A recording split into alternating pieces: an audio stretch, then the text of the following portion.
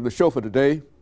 The topic is Islam, politics, and terrorism, and we have as our guest Dr. LMadu. Now, Dr. LMadu, let's simply give you an opportunity to pick up where you left off during that second segment, because all of this information is so very, very revealing, leading to our involvement with Islam and with politics and terrorism. Go on, pick that up. Yeah. And, you know, one of the myths we have today, you know, is that the Islamists, you know, are the precursors of terrorism, you know, in the world. But that's not true. You know, the fact is that because of 9/11 and subsequent events, you know, their own activities have been amplified. But if you go back a little bit to the 70s, 80s, 90s, there were a whole range of terrorist groups that are not Muslims, okay, you know, that don't have any identification.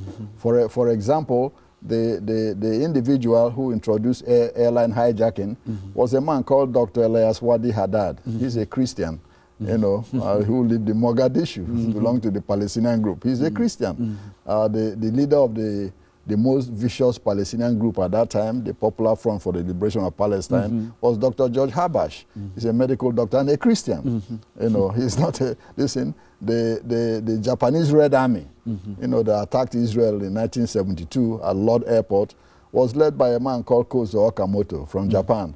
He's not a Muslim. You had the Italian Red Brigades that assassinated Prime Minister Aldo Moro.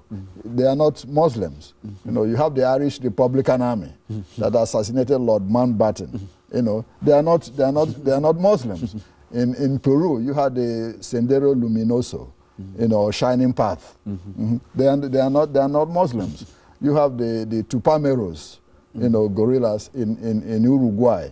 You know, they are not Muslims. You had the Monteneros in Argentina. They are not Muslims. And all these groups, you know, were the precursors of terrorism all over the world. You know, so most people don't know that, because at that time some of these groups were either urban, you know, concentrated in one country, or the international activities weren't really that threatening to our governments to intervene, or we are using some of them. You've heard of Carlos Yujaco, you know, from Venezuela, who kidnapped, you know, all the OPEC ministers in Vienna. He's not a Muslim. So this is very important to understand in the light of what is happening now. You know, that we've had these groups, you know, perpetuating terrorism all over the world, who are not Muslim affiliated or Muslim related. In fact, some of them were sponsored even by Western governments, you know, to carry out their will. You know, so one would ask, well, why do Muslims have to be, you know, tagged as the only terrorists in the world? It's just because of the political dimensions of what is happening now, and it's because it's religious affiliated. You know, most of these terrorists that I've already mentioned are secular, what we call secular terrorists. You know, the difference is that this is religious terrorists, and of course, when someone, you know, gets on religion, all of us get very sensitive. Very good. You know, and that's very, very critical here to differentiate the secular terrorists and the religious terrorists. You know, so this is very important, because most of the religious terrorists use religion as a form of political expression.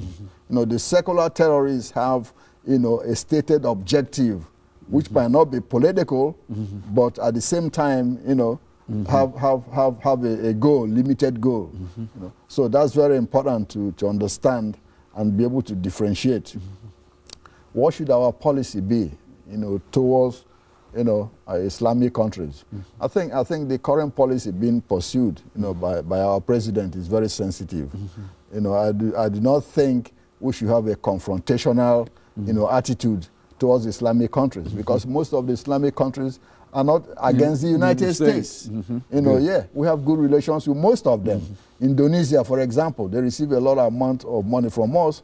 We receive a lot of oil from Indonesia. You know, countries like Malaysia, they're not against us. You know, Pakistan, even though you have all, you know, Al-Qaeda and all this hiding there, we still, you know, trade with them. We give them a lot of funding for their military and all this. Yeah, India, that 160 million Muslims, like I said, in India.